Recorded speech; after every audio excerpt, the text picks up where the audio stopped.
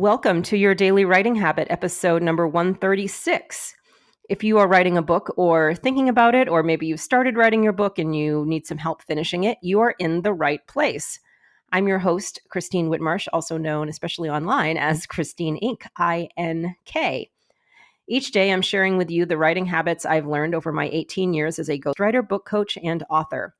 I have found that three things in particular have a huge impact on your success, and they actually have the ability to turn a non-author into an author.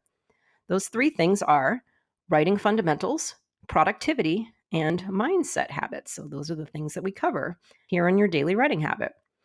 And here's today's inspirational quote, which is also on topic with today's message. You'll find out in just mere moments from now. Here's the quote. Today, I will do what others won't, so tomorrow I can accomplish what others can't. That's Jerry Rice, infamous football player from the San Francisco 49ers, The Catch, that whole story. And we are celebrating, we're on our final day here of celebrating the return of football season.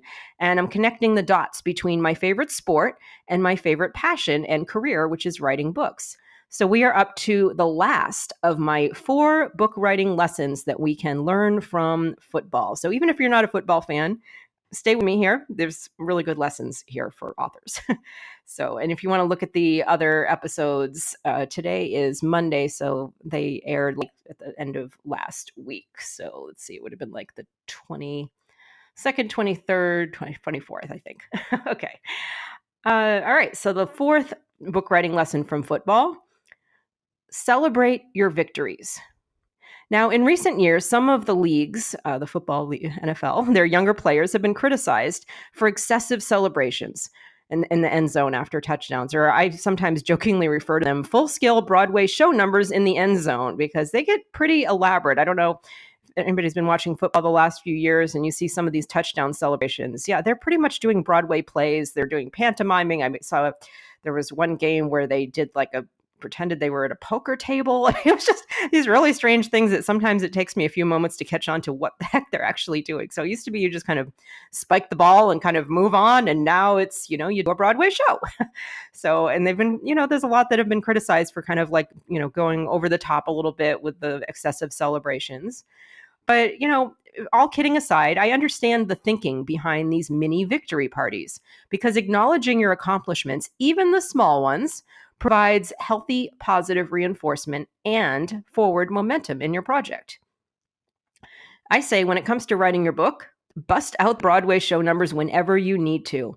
So after you've powered through a particularly challenging but ultimately rewarding writing day, when you complete a chapter, a section, anything that has challenged you that you're just really proud of yourself, and this is something that you got through. And of course, when you finish your book, now here's my tip: save the really, really, really good celebration for completion day. Please don't just gloss over the fact that you wrote a book.